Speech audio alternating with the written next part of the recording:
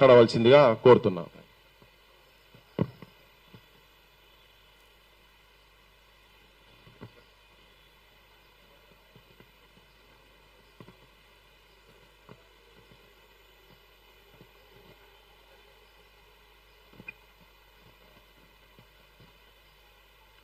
అందరికీ నమస్తే. ఇట్లాంటి ఒక కార్యక్రమాన్ని నిర్వహిస్తున్న తెలంగాణ క్రాంతిదల్ పృథ్వీరాజ్ గారికి ధన్యవాదాలు. మనమందరం కూడా ఈరోజు ఇక్కడికి సార్కి సంఘీభావం తెలియజేయడానికి వచ్చాము. బట్ నేను ఒకే ఒక క్వశ్చన్ అడగాలి అని అనుకుంటున్నాను. How dare you TDP, how dare you TDP to post like that, how dare you TDP to troll like that. లిటరల్గా తెలుగుదేశం పార్టీ ప్రొఫెసర్ నాగేశ్వర్ గారిని ట్రోల్ చేసింది, దారుణంగా ట్రోల్ చేసింది. ఒక ట్రోల్ పేజ్ స్థాయికి Telugu Desam party official Twitter handle దిగజారిపోయింది. ఎంత ధైర్యం ఉంటే, ఎంత బరితెగించిపోతే, ఎంత దిగజారిపోతే ఒక ట్రోల్ పేజ్ స్థాయికి Telugu Desam party official Twitter handle దిగజారిపోతుంది. ఒక ట్రోల్ పేజ్ లాగా ఎలా మారిపోతుంది. ఒక రాజకీయ పార్టీ కండువాని ఒక ప్రొఫెసర్, ఒక గౌరవనీయ వ్యక్తి ఇప్పుడు వేరే పార్టీ కండువాల్ని వీళ్ళ మెడలో వేసి వీళ్ళు పలానా పార్టీ వాళ్ళు కాబట్టి వీళ్ళు చెప్పేదానికి విశ్వసనీయత లేదు అని చెప్పి వాళ్ళ క్రెడిబిలిటీని దెబ్బతీయడం. ఇక్కడ వాళ్ళు కొనలేని వాళ్ళు ఎవరైతే ఉంటారో వాళ్ళ మెడలో ఇట్లాంటి కండువాలు వేస్తారు. సో మీ అందరి ముందు ప్రొఫెసర్ గారికి నా రిక్వెస్ట్ ఏంటంటే, మీరు డిఫమేషన్ కేసు వేయండి సార్. అట్లా చేయడానికి వీల్లేదు. అది మన ఆత్మగౌరవాన్ని దెబ్బకొట్టడం. అంతేకాకుండా భవిష్యత్తులో ఏ జర్నలిస్ట్ కూడా ధైర్యం చేసి తన అభిప్రాయాలను లేకపోతే ఒక నిజాన్నో చెప్పకుండా చేయడానికి ఇట్లాంటి చర్యలు దారితీస్తాయి. చాలాసార్లు నాకు కూడా అదే అనుభవం అయింది.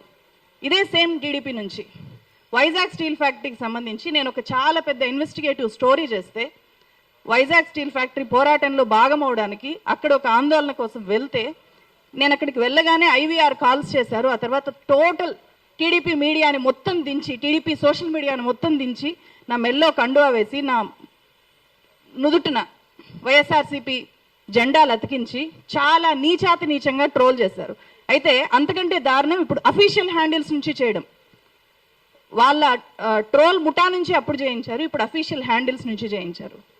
సో నేను చేసిన అదే వీడియోలో నేను వైఎస్ఆర్సీపీని కూడా ఎక్స్పోజ్ చేశాను, టీడీపీని ఎక్స్పోజ్ చేశాను. ఏ రాజకీయ పార్టీ వైజాగ్ స్టీల్ ఫ్యాక్టరీని ఈరోజు అంత దయనీయమైన స్థితిలోకి దిగజార్చేశాయో అనే పూర్తి విషయాల్ని నేను ఫ్యాక్ట్స్తో, డాక్యుమెంట్స్ ఆధారంగా, అక్కడుండే వాళ్ళ వాయిసెస్ ఆధారంగా ఎగ్జిబిట్ చేస్తే అంత దారుణంగా చాలాసార్లు ఎలక్షన్స్ టైంలో కూడా అంతే.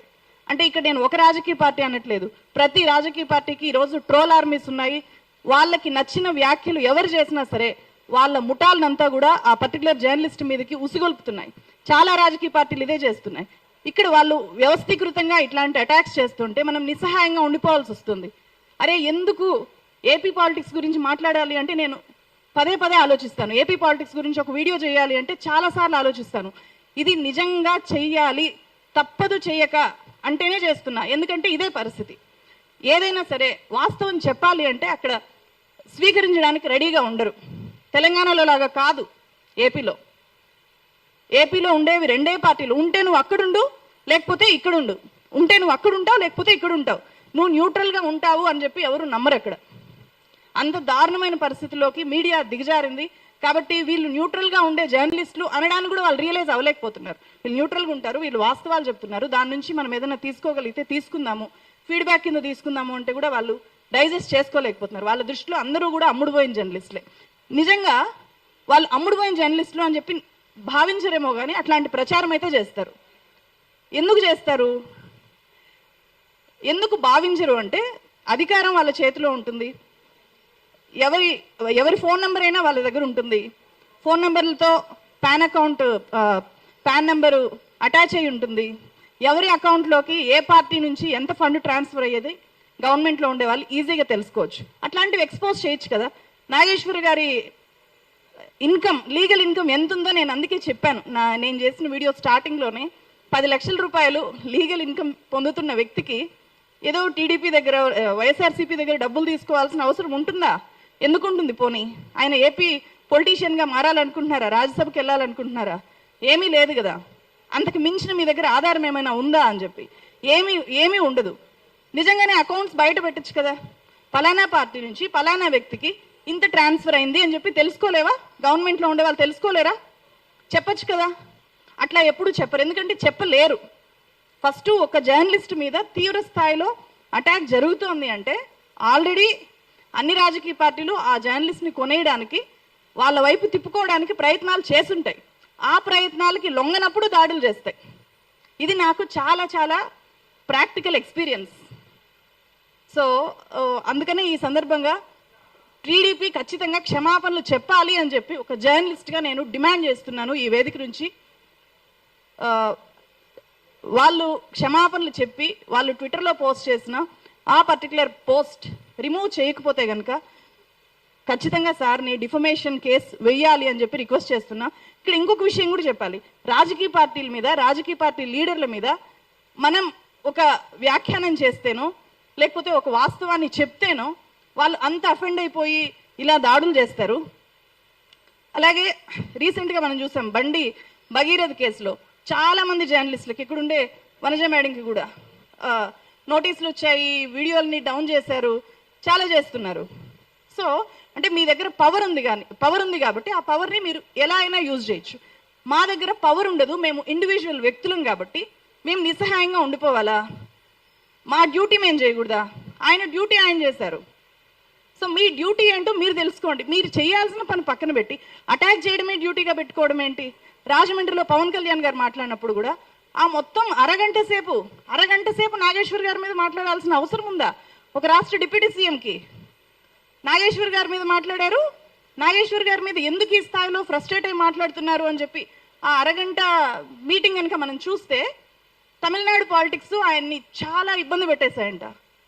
తమిళనాడు పాలిటిక్స్లో విజయ్ హాలోగ్రామ్స్ పెట్టుకొని ఫొటోస్ పెట్టుకొని గెలిచేశారంట. అది ఎట్లా అనిపించిందంటే ఎలా నవ్వాలో కూడా అర్థం కావట్లేదు. కనీసం ఆ మాత్రం దాన్ని రివ్యూ చేసుకోలేకపోయారా? విజయ్ హాలోగ్రాములు పెట్టుకొని గెలిచేశాడా? విజయ్ మక్కల్ ఇయక్కం అని చెప్పి ఒక ఆర్గనైజేషన్ 2009లో మొదలు పెట్టాడు ఆయన. ప్రతి విలేజ్ని టచ్ చేశాడు, ప్రతి విలేజ్లో వాలంటీర్స్ని బిల్డ్ చేశారు, పెద్ద నెట్వర్కింగ్ చేశారు. అసలు వాస్తవాల్ని పక్కన పెట్టేసి హాలోగ్రాములు పెట్టుకొని గెలిచేశాడు. నేను కూడా హాలోగ్రాములు పెట్టుకొని ఉండుంటే రోడ్ల మీదకి రాకుండా గెలిచిపోయేవాన్నేమో, ముఖ్యమంత్రి అయిపోయేవాన్నేమో అనే ఫ్రస్ట్రేషను కనిపించింది. దాన్ని కవర్ చేసుకోవడానికి, అంటే వాళ్ళ పార్టీలో వాళ్ళు కూడా అలా ఫీల్ అవుతున్నారంట.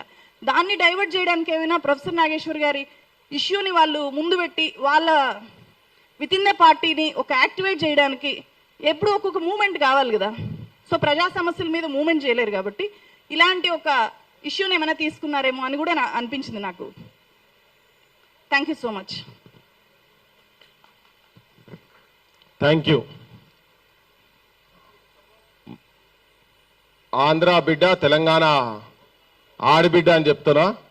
మా తులసి చంద్ అడుగుతున్నది మీ మీద, అంటే ఆంధ్రప్రదేశ్ రాజకీయాల మీద ఏదైనా వీడియో చేయాలంటే చాలా సార్లు ఆలోచించాల్సి వస్తున్నది. ఏమేమి అబాండాలు వేస్తారో, ఏం చేస్తారో, ఏం సంగతో అని చెప్పని ఇక్కడి నుంచి అడుగుతున్నా. హౌ డేర్ యూ అంటున్నది. ఒకసారి ఆలోచించండి, మీరు కూడా ఆలోచించండి.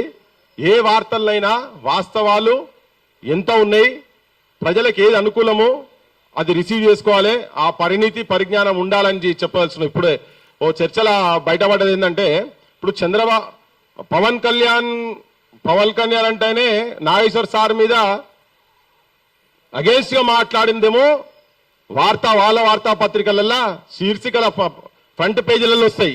కానీ మళ్ళా నేను విత్డ్రా చేసుకుంటున్నా, సారు అంటే నాకు గౌరవం ఉన్నది అని చెప్పని మాట్లాడిన దాన్ని మాత్రం ఎక్కడో లోపల పేజీలు వేసిండు అని. అంటే చూడండి వాళ్ళు ఎట్లా అంటే దేన్ని రెచ్చగొడుతున్నారు, ఏం కావాలనుకుంటున్నారు, ఏం డిస్టర్బెన్స్ క్రియేట్ చేయాలనుకుంటున్నారు, ఏ గ్యాప్ తీసుకురావాలనుకుంటున్నారు అనేది అర్థమవుతున్నది. ఇక్కడ స్పష్టంగా అర్థమవుతున్నది. ఇప్పుడు తెలంగాణ ఉద్యమంలో అవోనివాను అయ్యోనివా తెలంగాణోనికి తోటి పాలోనివా అని ఒక పాట ఉండే. మా సూర్య భారత అంటున్నాడు అప్పటి నుండి, జర పాట పాడు. టైం కూడా తక్కువనే ఉన్నది. ఇంకా సంధ్యకు ఉన్నది, ఆస్మా ఉన్నది, ఇంకొక